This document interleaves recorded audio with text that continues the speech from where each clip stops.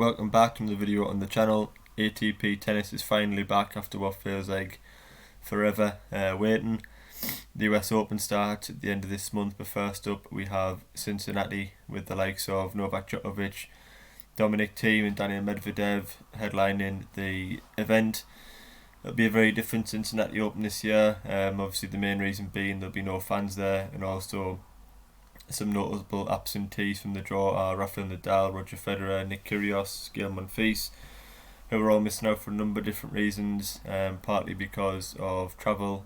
Some are prioritising the French Open, and players like Roger Federer are injured. But we do still have a fantastic lineup in the men's and women's Cincinnati Open.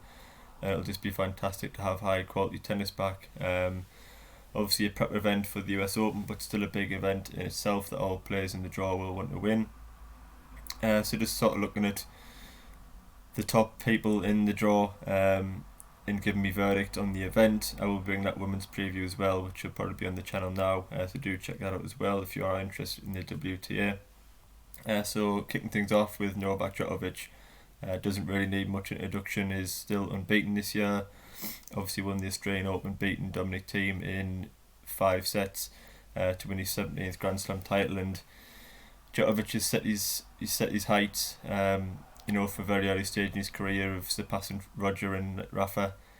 Does sit 3 behind Roger, but I'm sure you'll see this US Open as a fantastic opportunity to get closer to Roger and level with Rafa. And to do that, I think he needs a good run at Cincinnati. He hasn't played competitive tennis for a long time. I think he needs to return with good performances in Cincinnati and sort of set down a marker.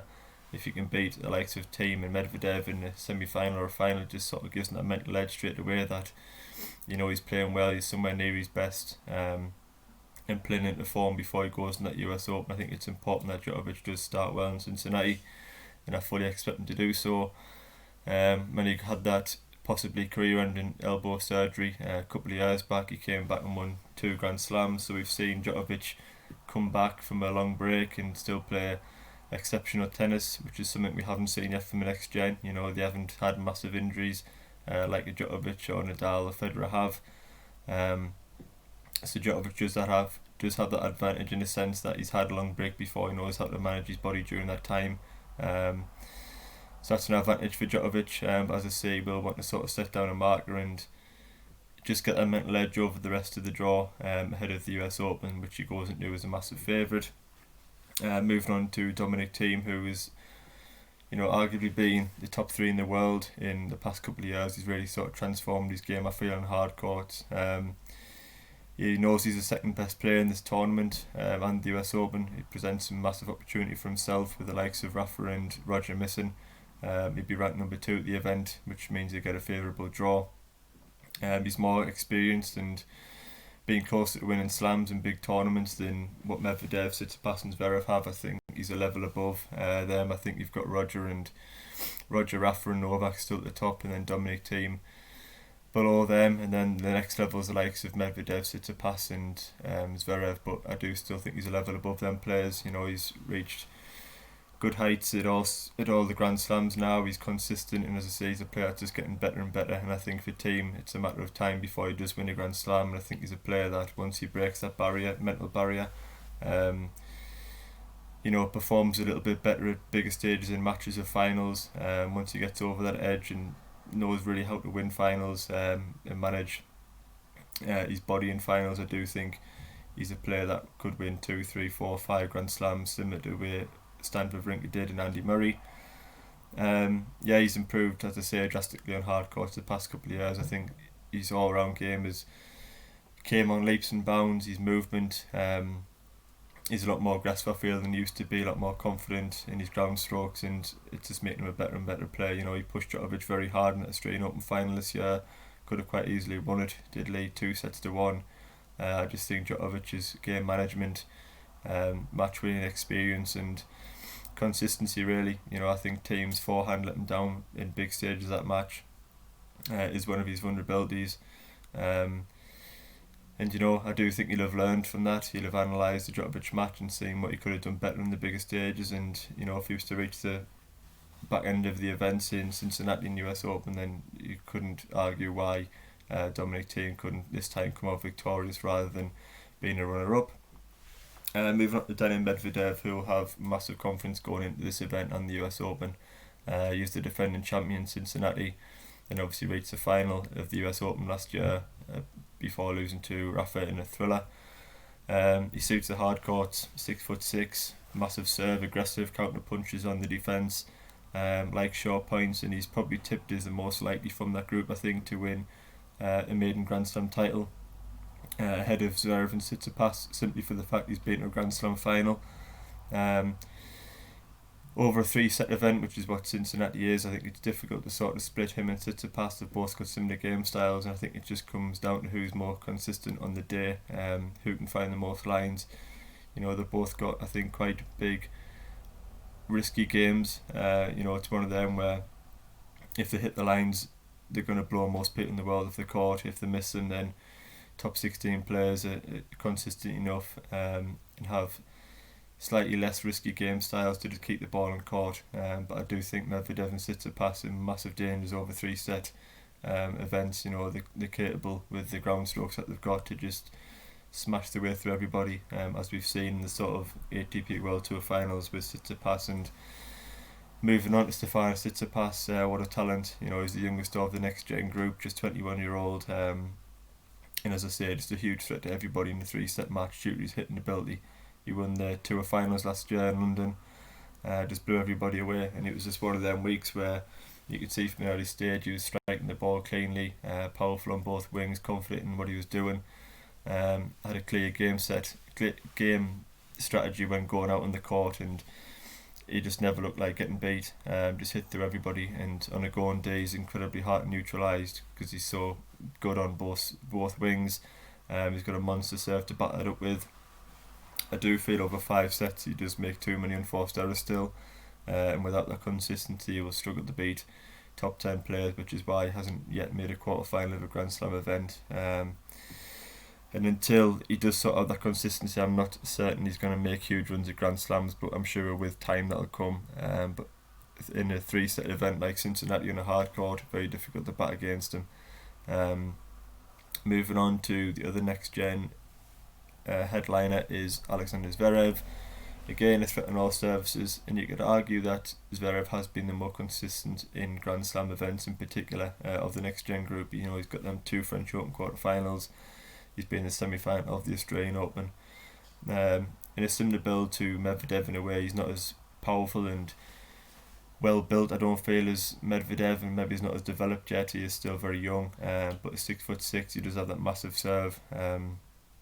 Better all-round game, I do feel, than them 2 players, but I do think, again, like Tsitsipas would like to add more consistency to his game over time, and to be honest, I don't see one of them miles better than the other. I think they're all playing at a similar level. If I was to pick one that I do think will win the most events in the future, I do think it will be Tsitsipas. I just think he's got a sort of blockbuster style, quite unorthodox, and just the hitting ability that Tsitsipas possesses when he gets in the rhythm is just unbelievable, and I do think he's a player that can really progress with his game. As I say, I do think he needs to add more consistency to his game to beat the top level players. But I do think that will come over time. He's still very, very young.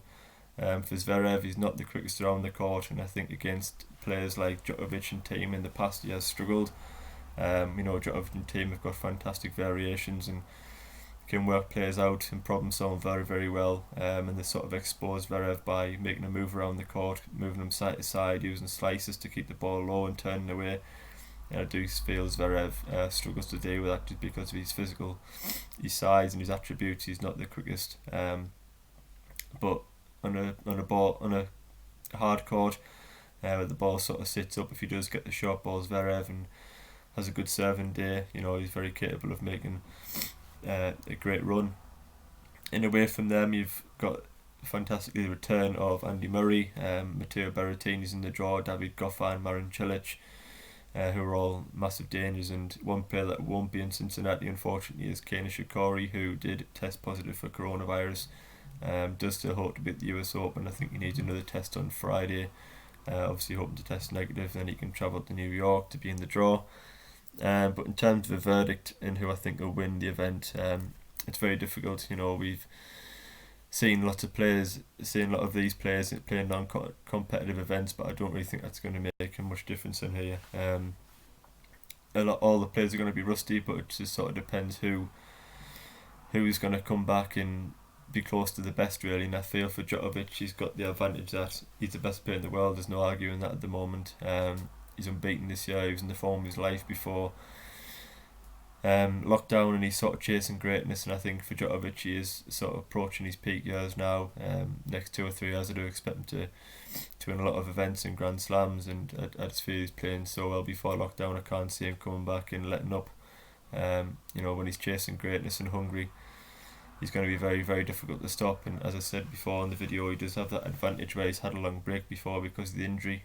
He's known how to manage his body and use his time during that break, and the next gen group haven't had that luxury where they've had a lot of time off, so it'll be interesting to see how the likes of Medvedev, Zverev and Tsitsipas come back following that break, and see what they've been doing off court. Dominic Thiem has the advantage that he's he's arguably the fittest player in the world. I don't think anybody works as hard off court as Dominic Thiem, so I'm going to sure he's going to come back fighting fit, ready to go, try and bat up that Australian Open final and go one further in the US and Cincinnati. And then, as I say, the next gen group, I think the 3-set events are harder to pick for winners ahead of, rather easier than Grand Slam events, because in the Grand Slam events we all know it's 7 rounds, 5-set matches. You need a lot of consistency, fantastic fitness and game management, whereas in these 3-set events, if you have an off day or one of these next gen players like Tsitsipas and Medvedev turn up and hit the ball cleanly off both wings and be aggressive, they're going to be incredibly difficult to split. So I think between the top 5 or 6 players in this event, most of the matches are going to be 50-50s over 3 sets. If they're over 5 sets, you've got to favour Djokovic and Thiem down the line, just because of their fitness and game management and winning experience. So in terms of tipping a winner for the event, I will stick with Djokovic, just for the reasons, as I say, he's had a long layoff before, so I do expect him to come back and be somewhere near his best, and also that the fact he's just being the best player in the world and achieving greatness. I do think he'll want to come here, set down a marker, get that mental edge over the next gen players, and just get that confidence playing well ahead of the US Open. So Djokovic is my pick to win the event. I will be covering the event. I'll probably do a few videos previewing and reviewing certain matches, same for the women's, but do check out my women's preview as well. Subscribe. I will be doing daily uploads and my full tournament previews and reviews of the US Open on the men's and women's side as well, so do subscribe so you don't miss anything. Thanks for watching the video. Please like and subscribe, and I will see you on the next one.